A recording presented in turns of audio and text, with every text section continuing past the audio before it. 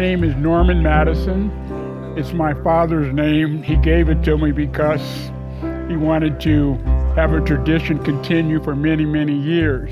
Why he picked the name Norman, I don't really know. But I've become used to it for about 73 years, so I really like it. And I've had a lot of people named after me in my family because of some of the stuff I've done over the years. I was always kind of shy to talk to girls because talking to a girl, you need to have some kind of conversation. Me and my buddy, one year we were going up to Northern California, and we stopped off and we rented a mobile home because we do this concert program. And the lady who rented us the RV was really a beautiful lady. And I was totally interested. And so I got to talking to her, and she actually listened to me. And I asked her for her phone number, and she had given it to me, but I didn't hear her. So after the 5th time asking her for her phone number, my buddy says, "Norman, shut up. She gave you the number 5 minutes ago." My name is Ronen Osborne. I trained as a head and neck surgeon in South Central Los Angeles, managing the most complex cancer and trauma patients in the country. I've operated across the globe in first and third world countries. My experiences have taught me the value of flexible and innovative thinking, but I realized that our healthcare system doesn't always allow for that. So I started Osborne Head and Neck Institute. I made it my mission to find the best, most creative surgeons around, and I gave them the space to excel. Together, we create a new standard in medicine. These are our stories.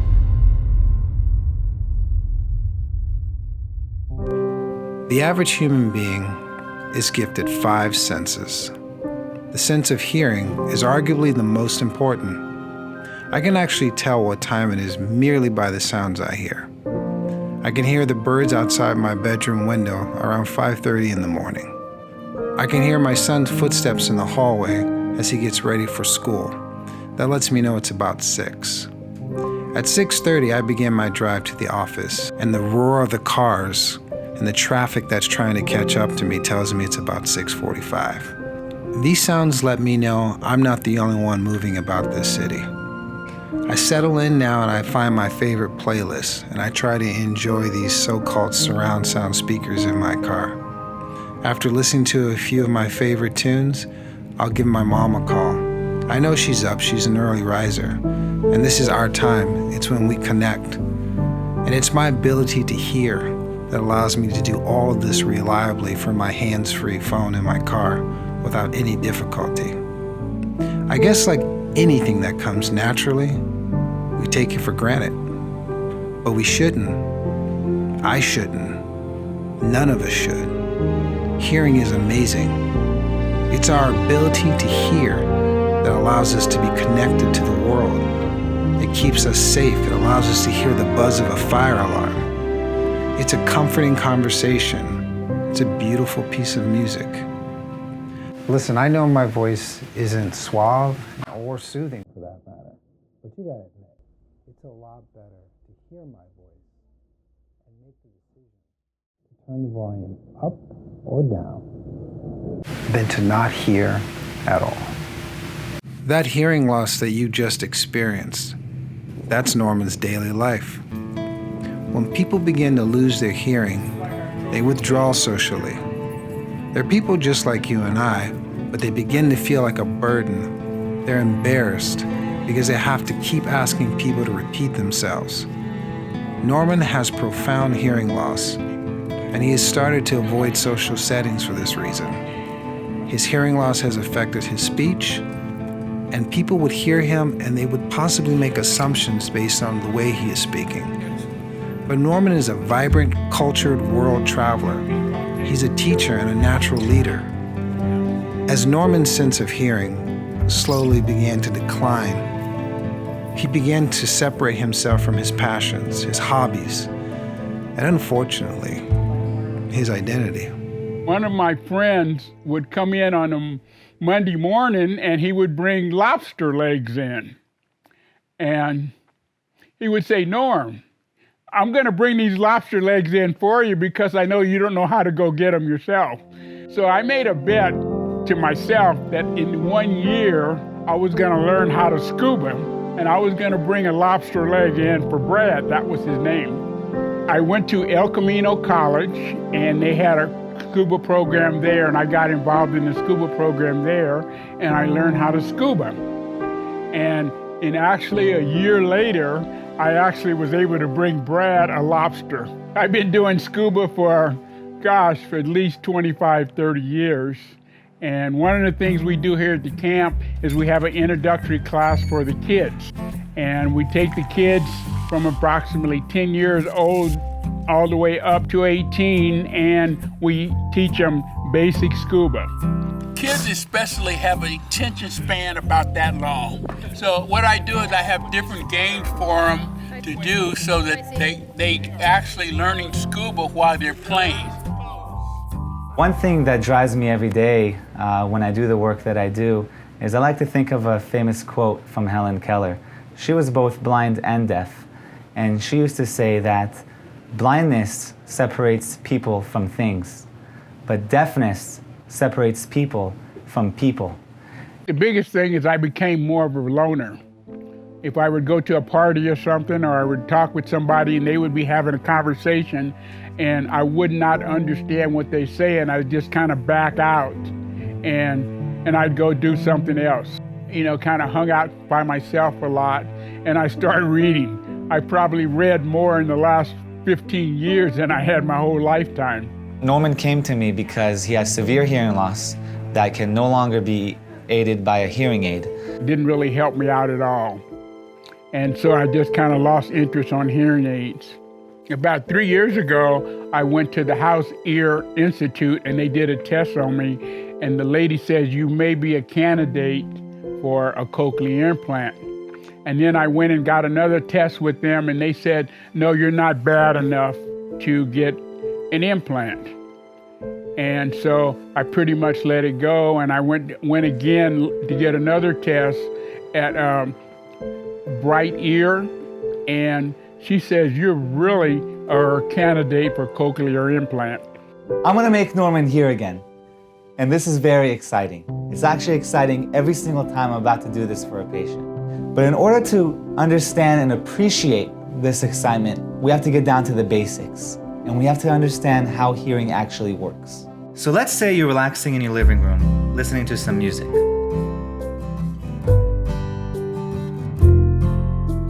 At this stage, the sound waves are traveling as acoustic energy. This acoustic energy is captured by your outer ear, just like a satellite dish.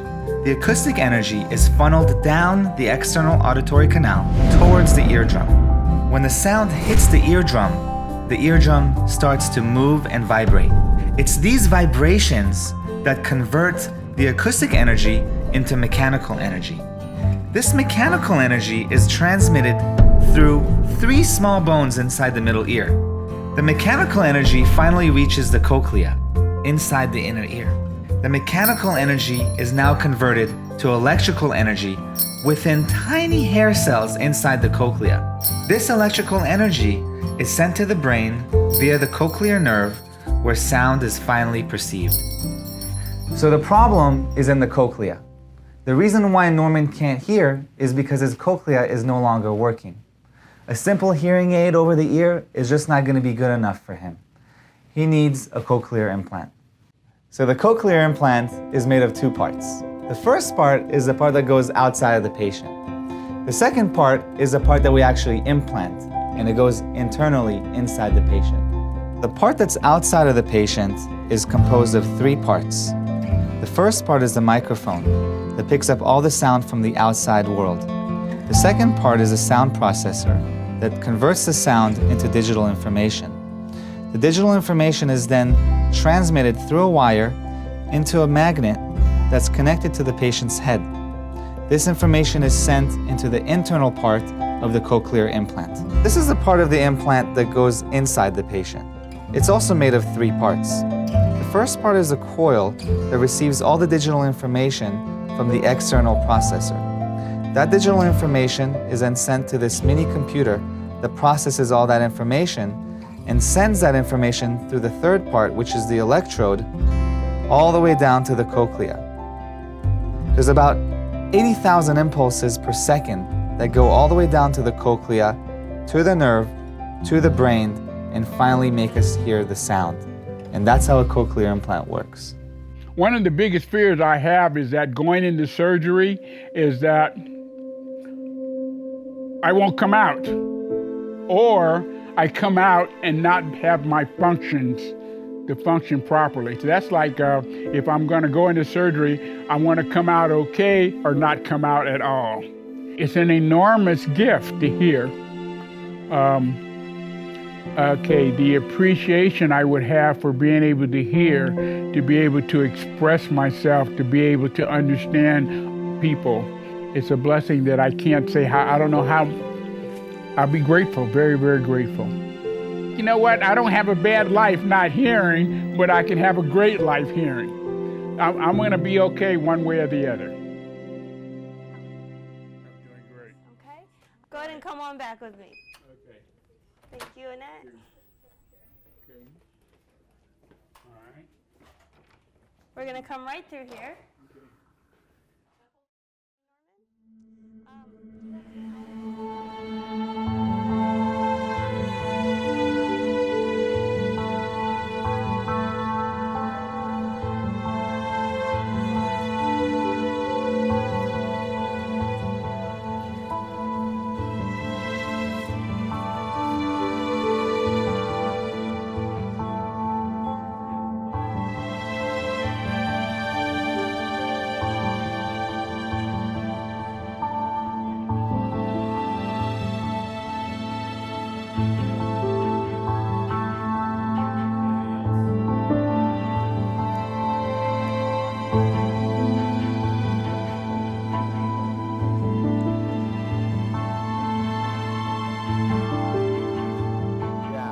Good care of you. You got the dream team today. Okay, good.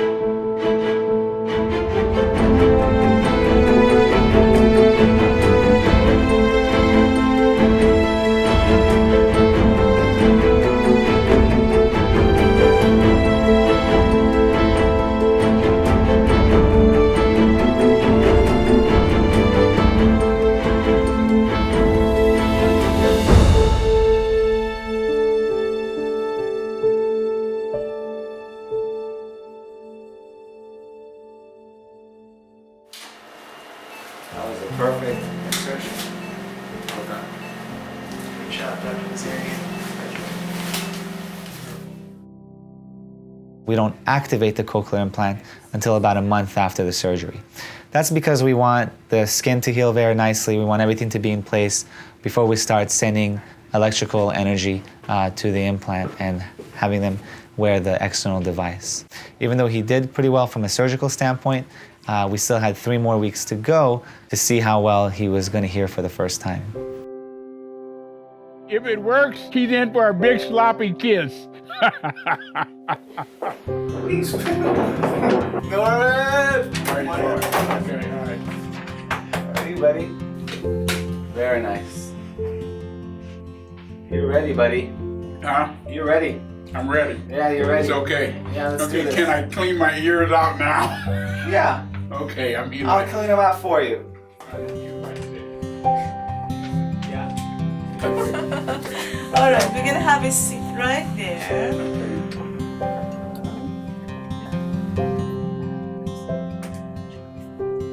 I don't hear anything. Yeah, not yet. Are you excited?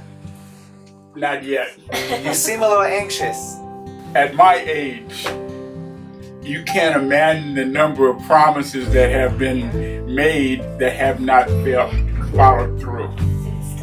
I mean, it's like false advertisement and this and that and this and that. Okay, what I learned in life, nothing comes easy.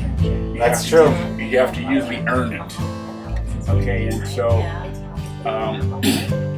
to me, all of this process is really exciting because it's like another step in the journey. Wherever we all have a journey in life, and I'm excited This one.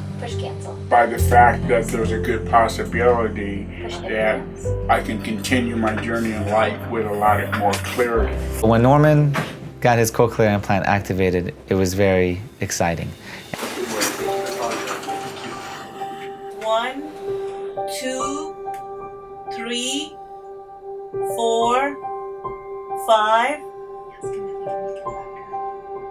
Can we make it louder for you? Okay.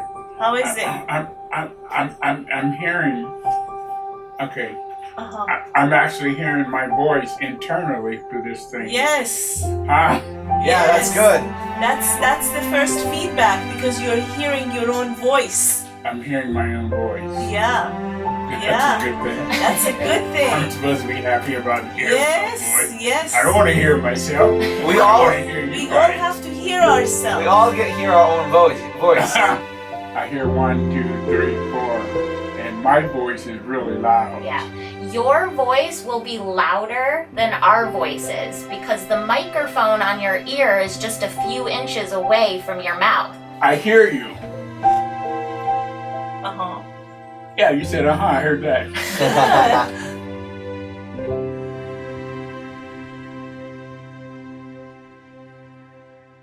Chipmunk. Or chimpanzee. Chipmunk. Chipmunk. Chipmunk. Giraffe. Giraffe. Oh, good. Ostrich. You said ostrich? Good. That's great. Giraffe. You said giraffe. Chihuahua. That's a hard one. That's a hard one.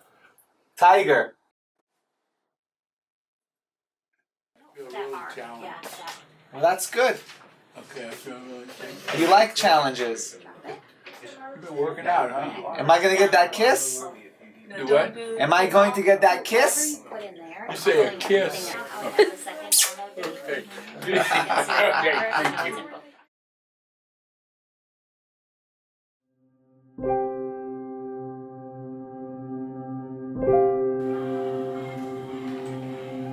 Some of the times they're talking, especially the children, and they're saying things, and you kind of just say, okay, it's not important because you can't hear what they're saying. Yeah.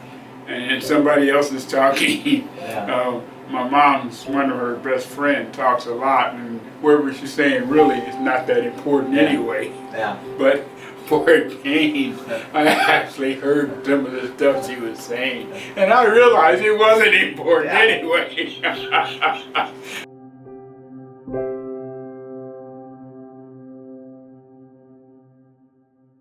Railroad. We said, where am I? Okay, what? Dog. Okay. I mean, I hear you, but I don't know what it is. Cat. Yeah. Cat. Cat. Yeah. 99. Huh?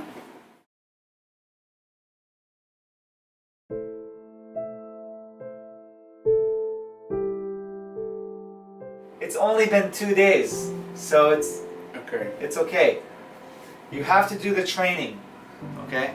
That's the most important part right now. Okay. I don't want you to be a superhero, okay? You've got a bionic ear, but you're not a superhero. You're human. That means... It means it's gonna take time, okay? Okay, that I understand. And one day, you're gonna have an amazing day. Okay. And you're gonna see that all that hard work was worth it. Okay. All right.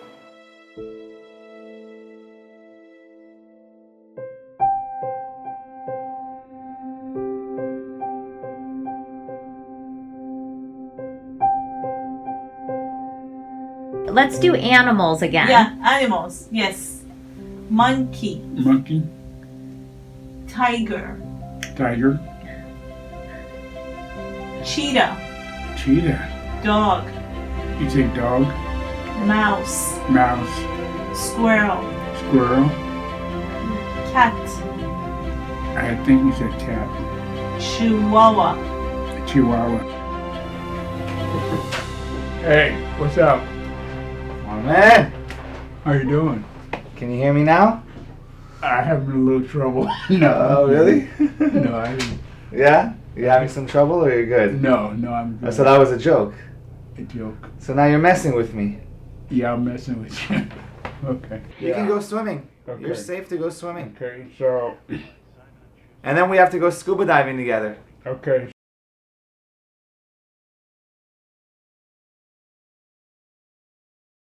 Here we go. He was a very dedicated person. He was a very dedicated person. That's very tough. You He said smell that's very tough. you smell like fresh lemons. You smell like fresh lemons. So what we're doing is we're putting everything out of context. So right? what we're doing Up. is putting everything out of context. So before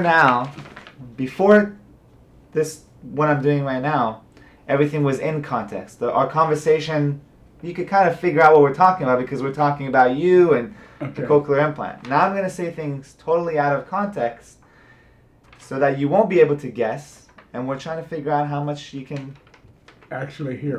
discern.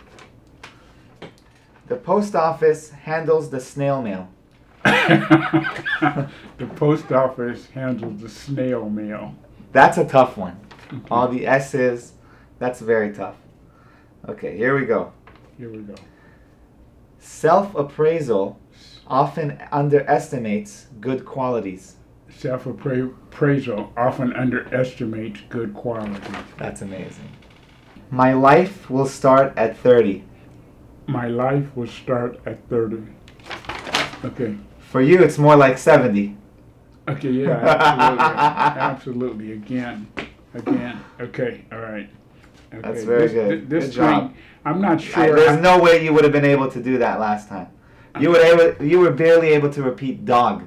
Oh, really? Yeah. Yeah. Okay, I mean, like, it's amazing. I mean, like, I'm hearing stuff. You know, one of the things in your life is that you can really judge what status you are in your life by the people in your environment. And I'm just really lucky that I have so many outstanding, wonderful people in my life. And the thing about it is now I can actually communicate a little better and express the feelings, you know. I just think about the surgery that you did, the time, the energy that you put into becoming a doctor, okay, and now that you are, and the gift that you give people by your skills is like phenomenal. And that's it. Okay, all right, And then we have to arrange a time to scuba dive. I'm serious about that. okay.